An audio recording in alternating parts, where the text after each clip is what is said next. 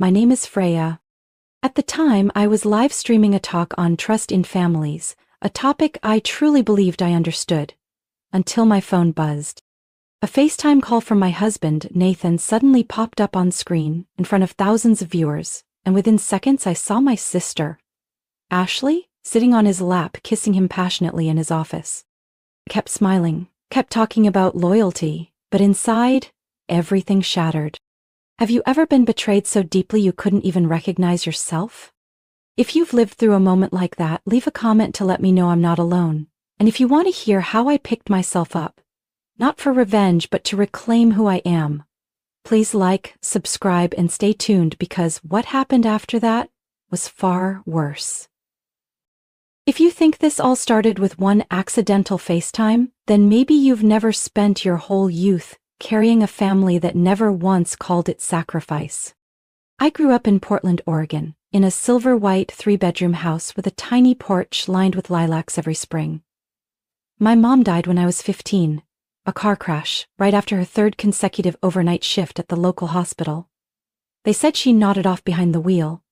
That death split my world into before and after, and turned me from a teenage girl who wrote in journals into the one who cooked, cleaned, and became mom. Ashley was 9 back then. She still sucked her thumb and begged for bedtime stories. And me, I had to swallow my sobs just to lull her to sleep. No one taught me how to be a mother while still learning how to be a woman. But I did it. Not because anyone asked me to, because no one else would. My father, Ron, was a principled, quiet mechanical engineer. After Mom passed, he fell deeper into silence. Every day, he'd come home and sit in the same leather chair by the window, staring out at the rotting wooden fence. When the doctor diagnosed him with heart disease, I turned down a summer internship at a media firm in Seattle. I stayed, took a job at a print shop, tutored at night, and enrolled in community college so I wouldn't be far from home. Ashley, on the other hand, always shone. Tall, blonde, with a smile that softened anyone. She's going farther than her sister ever will, people often said. And I believed that too.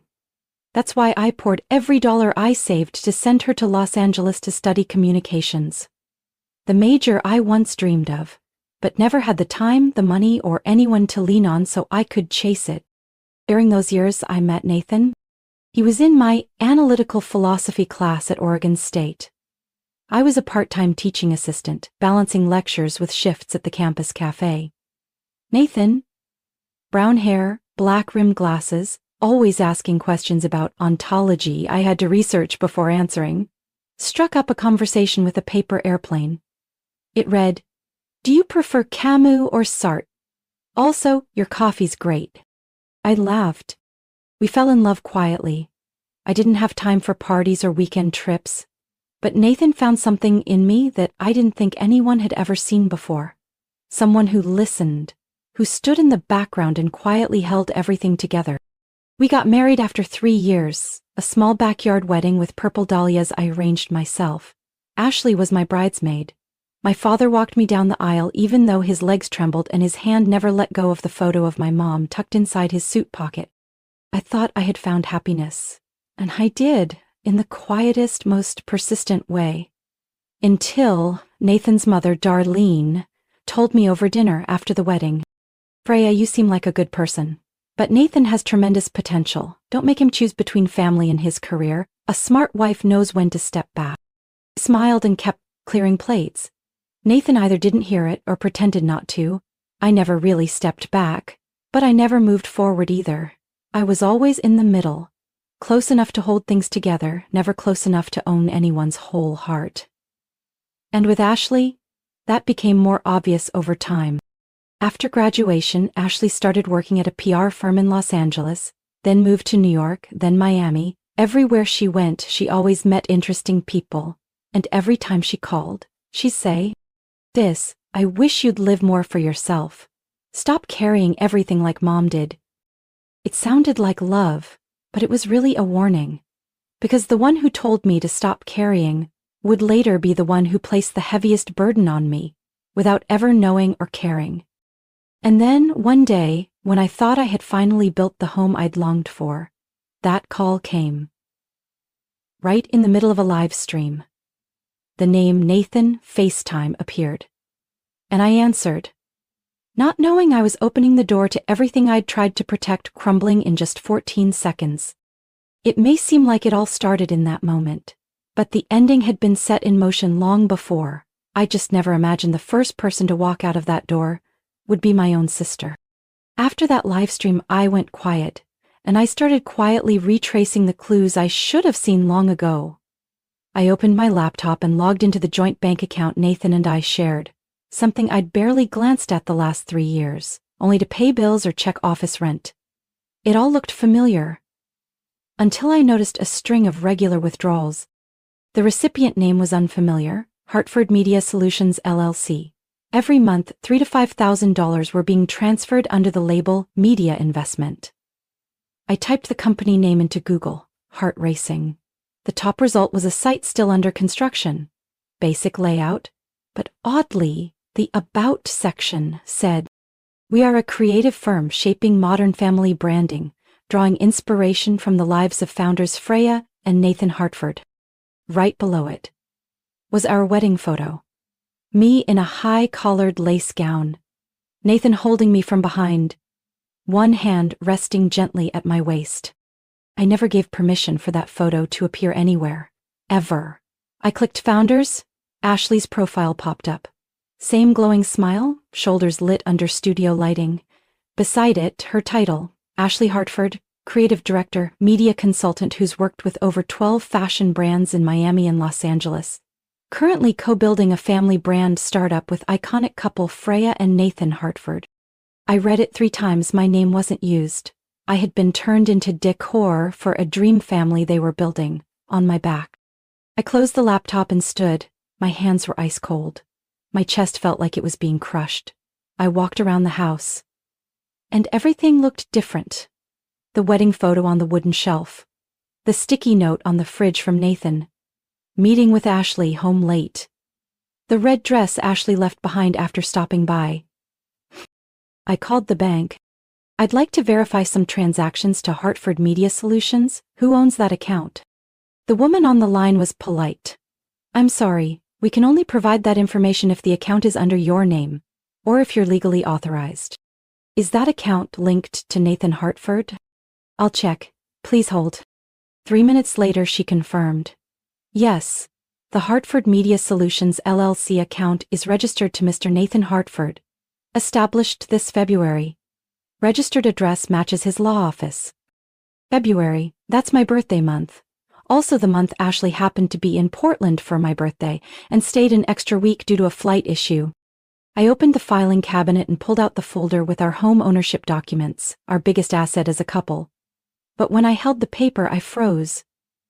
The sole name listed as owner was Nathan. I remembered clearly we bought this house 3 months after the wedding. I'd always assumed his name was on it for mortgage reasons. Taxes will be lower, I'm the main income earner, Nathan had said. I picked up the phone and called Claire, my only close friend from college, now a financial advisor. Claire, if someone transfers a house from their personal name to their company, but still lives in it, is that suspicious? She hesitated. Depends on the purpose. But if it's transferred to a company with few employees and used as a business address, it's usually to protect the asset from disputes or to reduce liability in case of lawsuits. Why? What if it's a shared asset between spouses but only one person is on the title, and that person transfers it to their own company? Claire went silent for a few seconds, then spoke slowly. Then the other spouse could lose everything if there's no clear marital agreement. I felt my heart beat slow, each thump like someone pounding from inside my chest. I tried to keep my voice steady. Thanks, Claire. I need some time to go over everything. I opened my closet, rummaged through an old document box, pulled out the hard drive I used to store client files, design portfolios, brand visuals I'd created, including some logos Ashley once asked me to mock up real quick when she was starting out in PR. I began checking file by file, and then I found them. Logos, color palettes, sample campaigns. Every piece matched what was currently displayed on the Hartford Media Solutions website. In one PowerPoint file, I even saw a title slide. The Hartford image. building family-centric brands, storytelling through real relationships. And underneath it, a photo of Nathan and me on a trip to Seattle during our first year of marriage. I shut the laptop with trembling hands.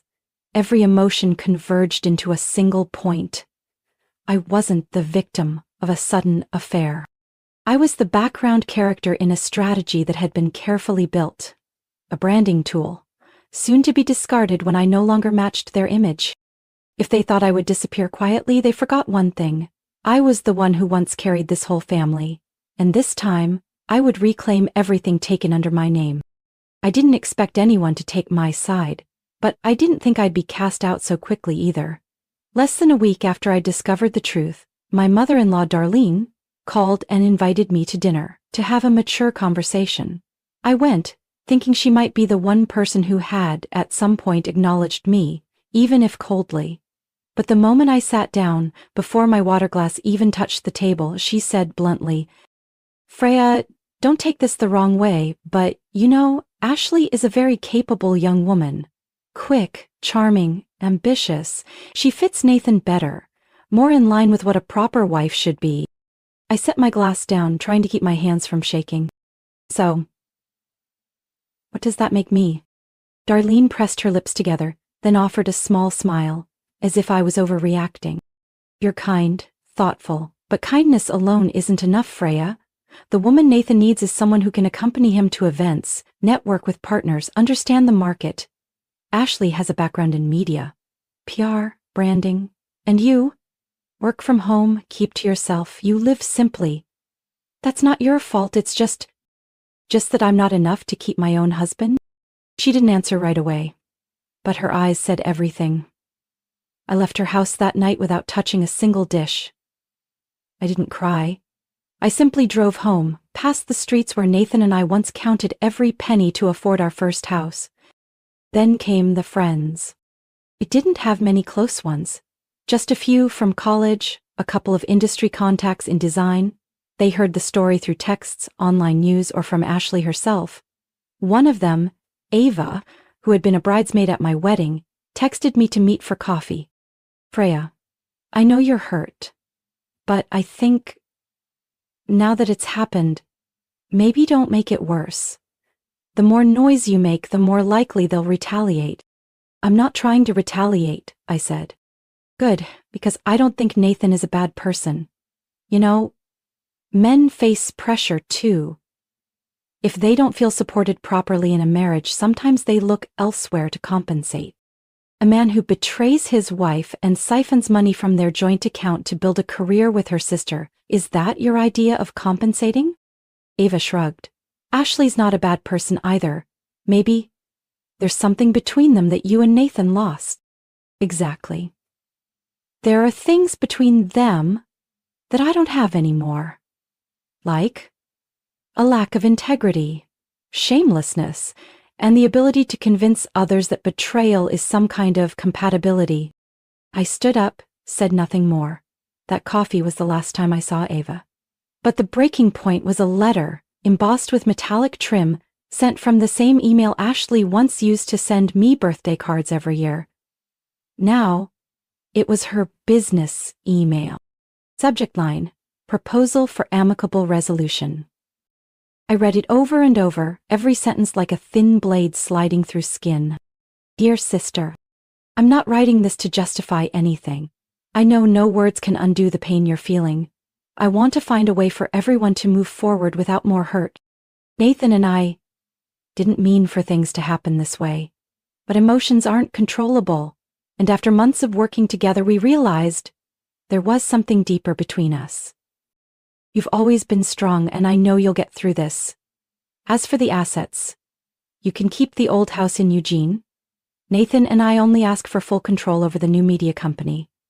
In return, we hope you won't make personal details public or speak in ways that could harm the brand we're building. From the bottom of my heart, I hope we're still family." Ashley, our family? I sat in front of the screen, rereading "Still Family" until the words blurred. From the same person who used my wedding photo in a sponsor proposal? The same person who held my hand in the hospital when Dad was dying and whispered, "You're all I have left?" I printed the letter, placed it on the table, and wrote one line in red pen along the margin. "I don't need fake peace, I need real justice." That night I drank a cup of black tea, turned on every light in the small kitchen, and opened my laptop. All outside ties had fallen away, the advice, the concerned messages, the fake nods. I folded them all away like a finished notebook. There was no one standing beside me, but no one holding me back either. And that was the moment I truly started moving forward. Without anyone's hand, without asking permission, without preserving the image of family foundation. Because that foundation had long since rotted away. That morning, it was lightly raining. Portland always had that kind of rain, quiet, steady, never loud, but enough to soak through if you stood too long.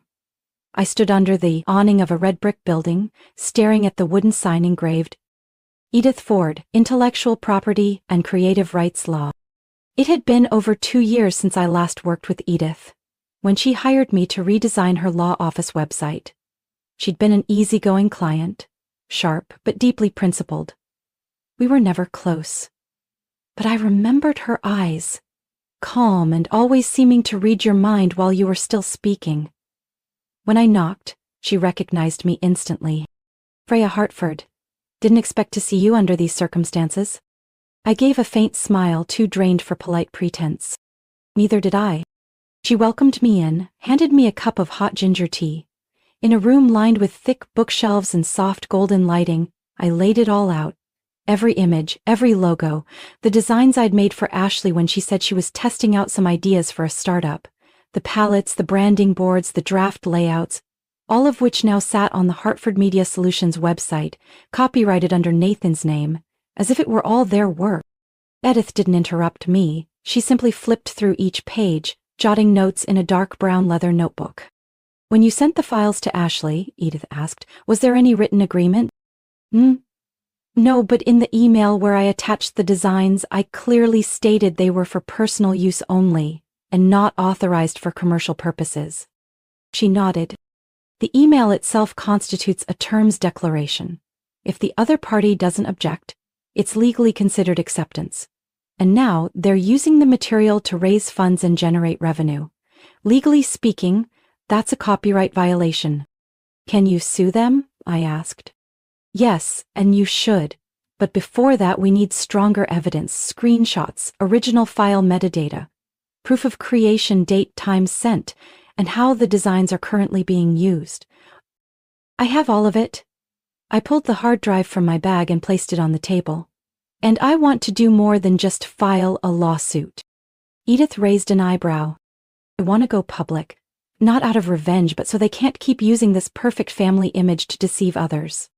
Edith looked at me for a long beat, then smiled softly. "You didn't come here to beg for justice, you came here to reclaim your voice. I like that." 2 days later, I texted Camila Montez. We'd met years ago at a small event where I had designed the stage backdrop. Camila was a journalist specializing in startups, and had a particular passion for uncovering fake ventures that used personal branding to mask darker agendas. I sent a short message. "I've got a media startup built on a fake marriage and a real wife. Want to talk?" Camila replied exactly 2 minutes later. "Send the address. I'll bring the coffee." We met at my small home studio, where I still worked. Camila didn't waste time. She listened as I laid out the whole story, scribbling occasional notes with a fine-tip pen, and nodding slowly. "Do you have any wedding photos they've used without permission?" "I have the originals, and the edited versions they're posting on the company's social media." "And the house and company are both under Nathan's name?" "Yes, but Edith has already started digging into the asset ownership and corporate structure." Amala opened her laptop and pulled up a spreadsheet timeline. "Walk me through the timeline from when you sent the files to Ashley to the date the company was registered to when the money started leaving the account." "Freya, did you know?" Camila looked up.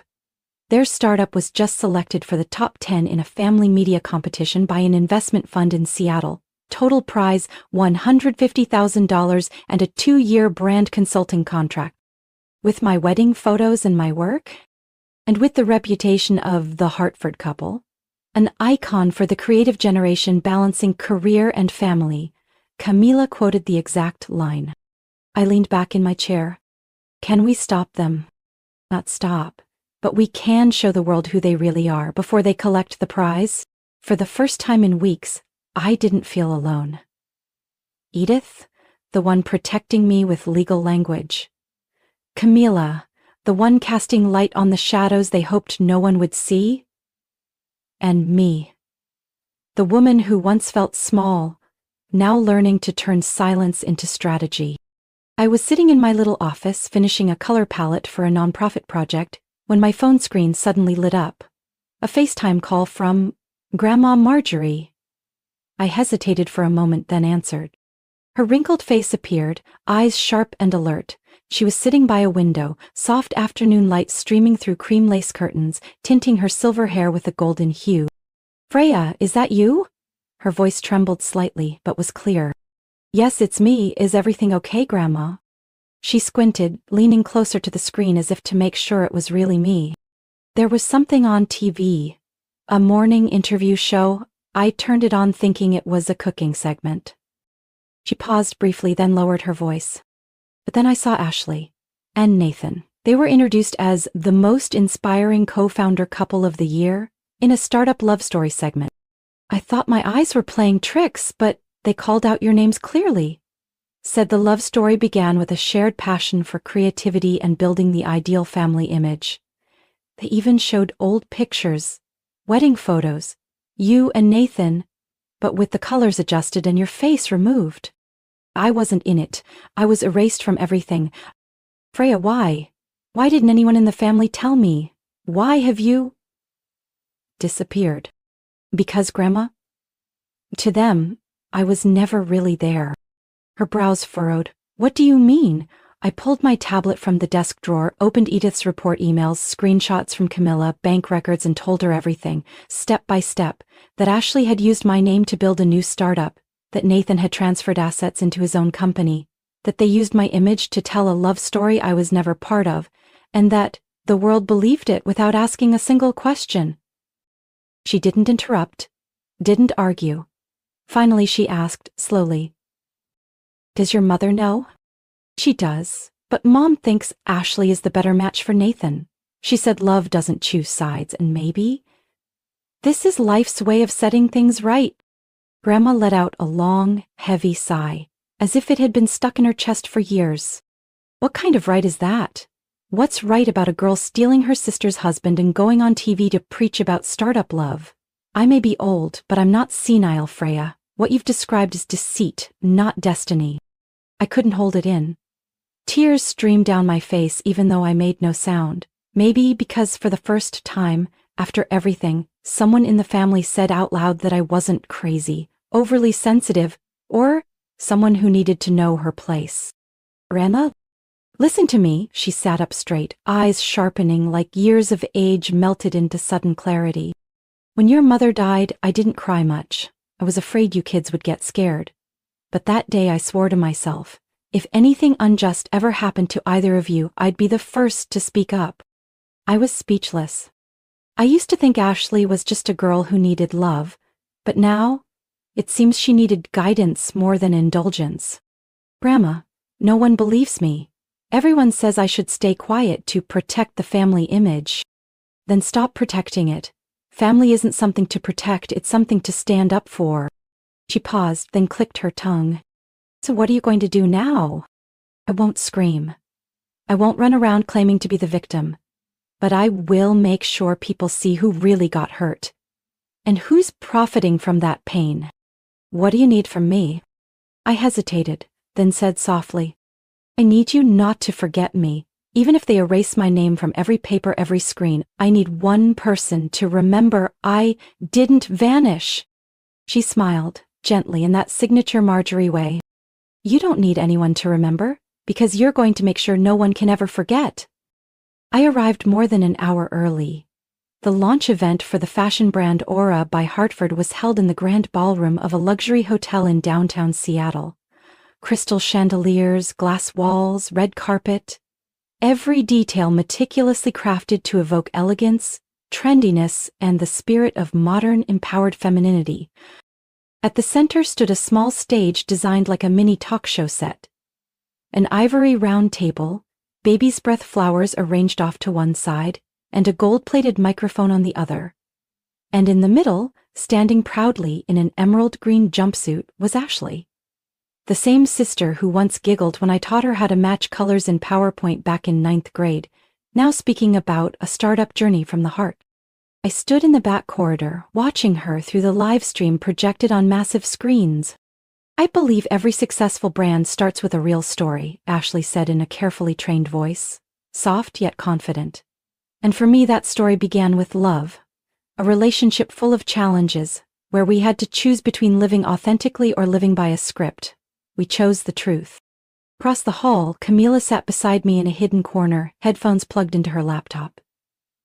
Edith, back at her office, monitored the electronic submission of our federal lawsuit, along with a thick file proving copyright infringement, creative asset theft, and unauthorized use of personal imagery.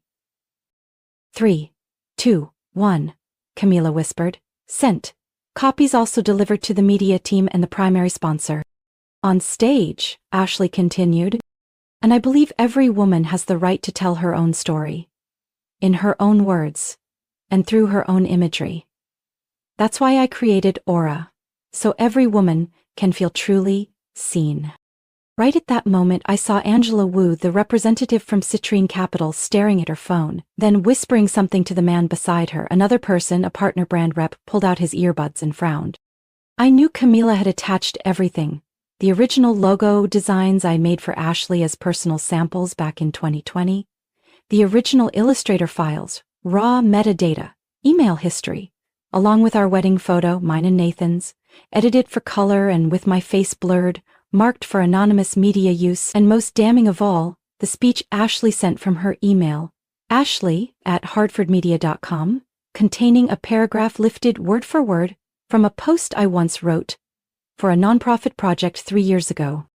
It wasn't inspiration, it was the wholesale theft of a lived experience, creative output, and personal identity, repackaged as commercial property. I took out my phone. A message from Edith had come in. The lawsuit has been filed. Legal notice also sent to the broadcast network. Instantly, a strange noise came from the tech booth. The host, mid-introduction, was interrupted. The screen behind the stage suddenly went black, then turned system blue. No one knew what was happening. The host turned toward the wing, confused. Ashley stayed frozen, pausing but trying to maintain composure. Apologies, everyone. It seems we're having a slight technical issue. We'll be right back. But the sound didn't return. Instead, someone from the production team spoke into a hot mic. We've received a broadcast suspension order from the station's legal department. The room buzzed. Reporters began checking their phones.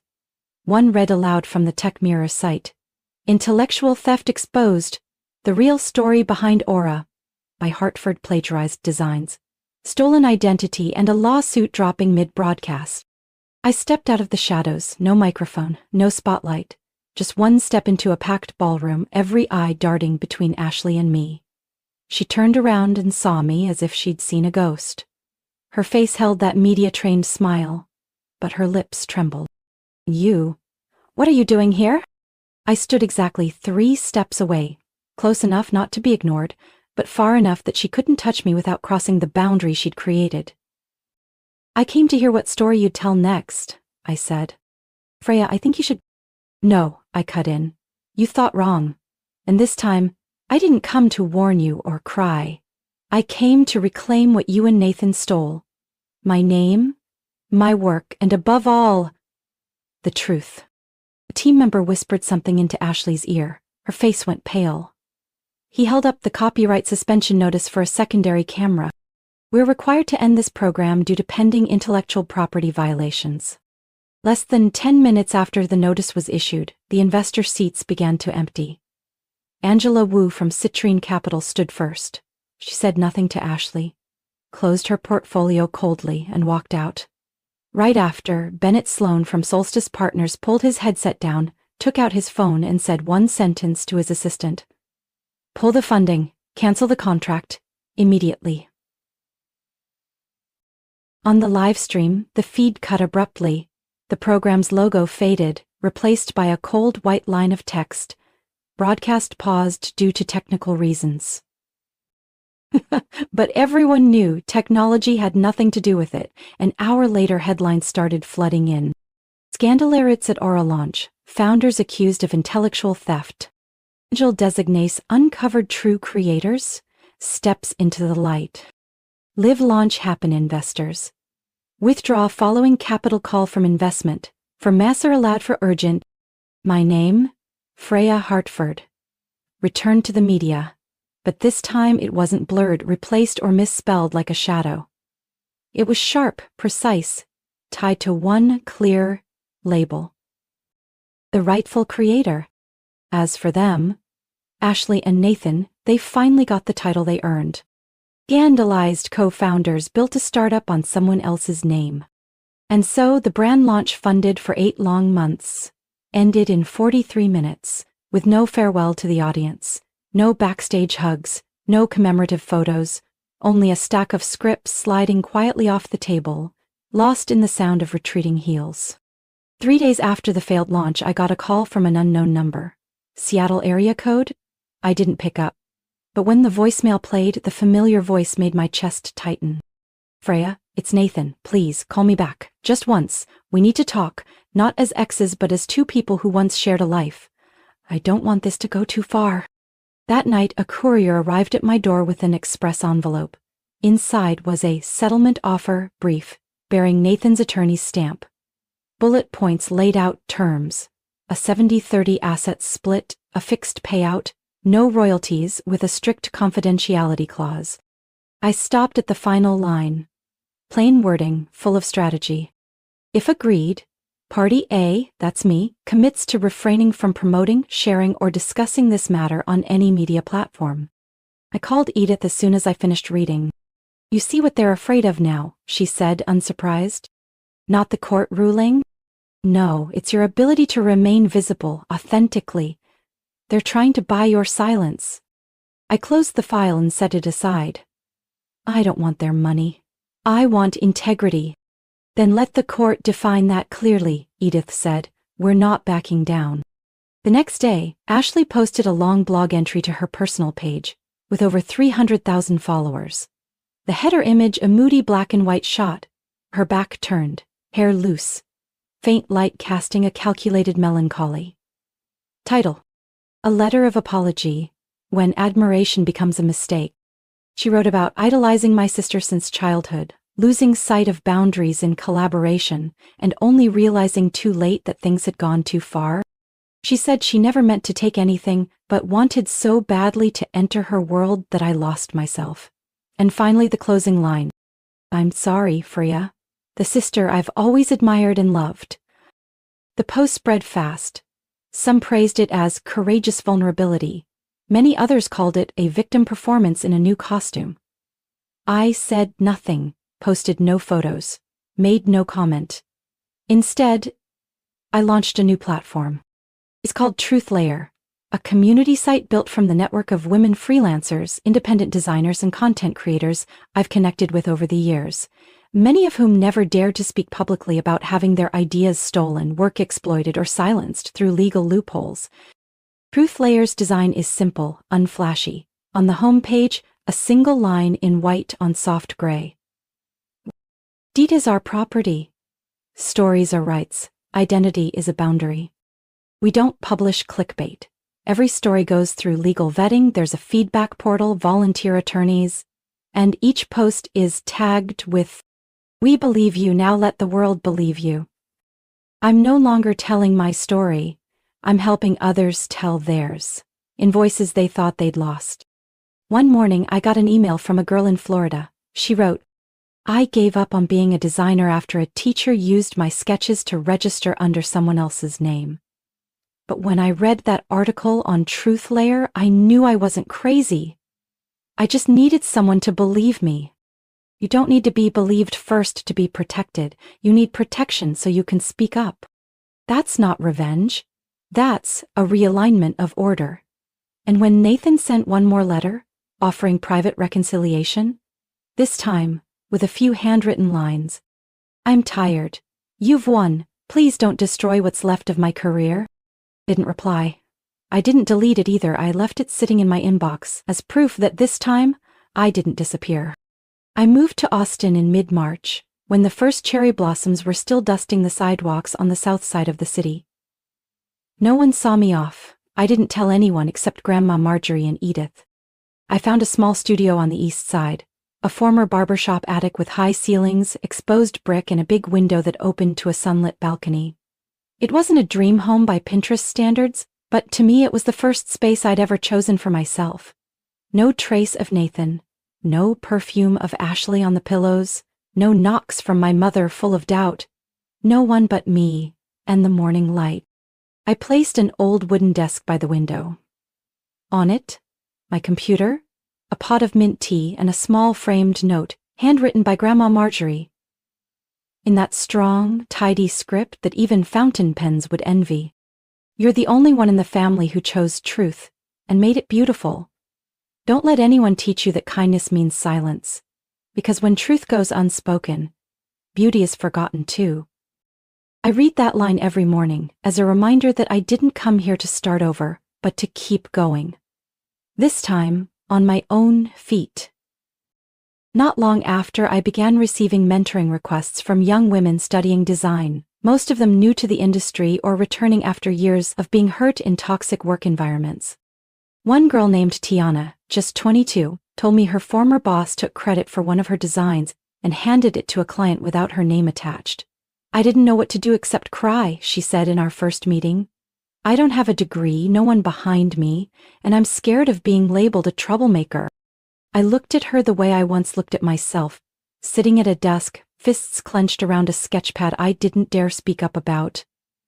I handed her a cup of hot tea and said, "They call you a troublemaker when you refuse to be silent." Tiana submitted her first story to TruthLayer 2 weeks later. My studio slowly became a small refuge for those who had been made to doubt their worth. I didn't teach them how to win. I taught them this: losing your voice doesn't mean you don't have one. A year later, I received an email from TEDx Austin. "We'd like to invite you to speak about your journey, not a scandal, but your perspective on resilience and creative ownership." I took a week to consider, not because I feared the stage, but because I knew telling my story meant reliving it once more. This time with no fresh wounds, but under a million eyes examining every scar. I accepted. On the day of the TEDx talk, I wore a white blouse with a rounded collar and light gray linen trousers. No evening gown, no armor of defiance, just me. Soft enough to be heard by anyone, steady enough not to be interrupted. I began my talk with a question.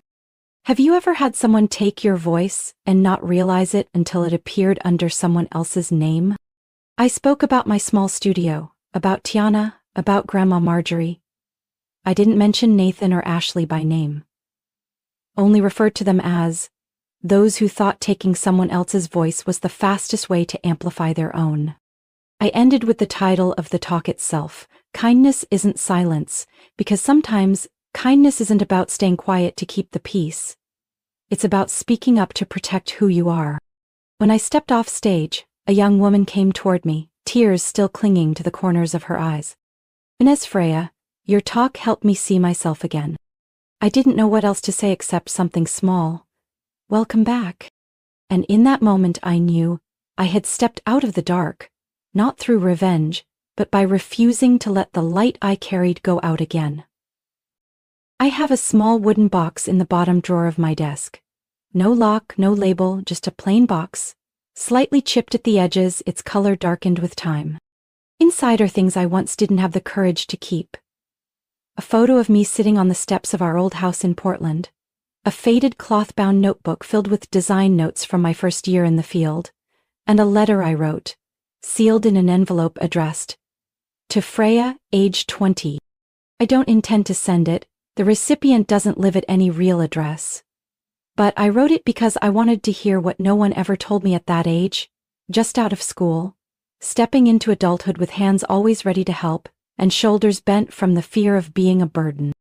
Dear Freya, you don't have to be the strongest. You don't have to be the one who's always right, always fast, always impressive, always on time. You only have to be the one still standing when everyone else has turned away, or collapsed because they chose the easier road. There will be times you'll believe you've lost, Because no one recognizes you, no one stands beside you, and the people you love most push you to the margins. But remember, doing the right thing rarely comes with applause. And kindness is never a reason to be forgotten. I folded the letter, gently placed it back in the box, not to hold on to the past, but to remind myself that the past no longer defines me. It only reminds me how far I've come.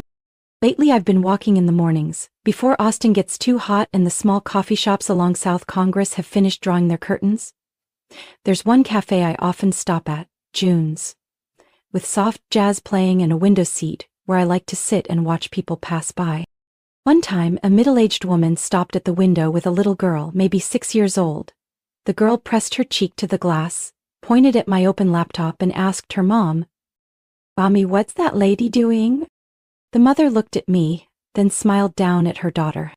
"She's working. Maybe she's writing or creating something beautiful."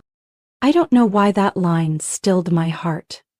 Maybe because, for so long, I believed I had to explain, justify, retell, to prove I existed, that I had been here, that I had been taken from. But now, even a passing glance from someone I'll never meet again is enough to remind me I don't need to answer anymore, because I'm still here, not replaced, not erased. I no longer say their names, not because I've forgiven them, but because they no longer get to play a lead role in this story. When people live under the illusion that things must end with clear winners and losers, they forget. Some endings aren't conclusions. They're simply when we stop letting someone exist in our narrative. I still keep a few memories, not to revisit, but to remember how far I've walked. Then I close them like the end of a good book. Not torn, not burned, just no longer reread. On a May afternoon, I received a package from Grandma Marjorie. A small parcel wrapped in old newspaper with a sturdy cardboard backing. Inside was a photo of me at 18, standing on the shore of Cannon Beach, wind-blown hair, holding my very first sketchbook. On the back, in her graceful slanted handwriting, it read, "You don't have to fix everything to make others feel better. Just live in a way you won't regret yourself." I keep that photo on my desk, so that every day, when I sit down to design something new, I know I'm continuing a story, one where the main character doesn't need validation and isn't afraid of being forgotten, because she is me, and I am steady enough now to keep going without looking back to see who's still following. My story may end here, but its echo might still live in the hearts of those who've ever been cast aside simply because they refuse to stay silent. What about you? Have you ever been called too sensitive, too stubborn, or a disgrace to the family just because you dared to speak up? Have you ever held on to an unsent letter, a pain no one saw, a truth no one wanted to hear, simply because you didn't want to hurt anyone else, even as you were hurting? If so, share your story in the comments. Because maybe your voice could be the light for someone still searching in the dark, like I once was. And don't forget to follow the channel for more heartfelt stories about family, self-worth, and the journey to finding your voice again.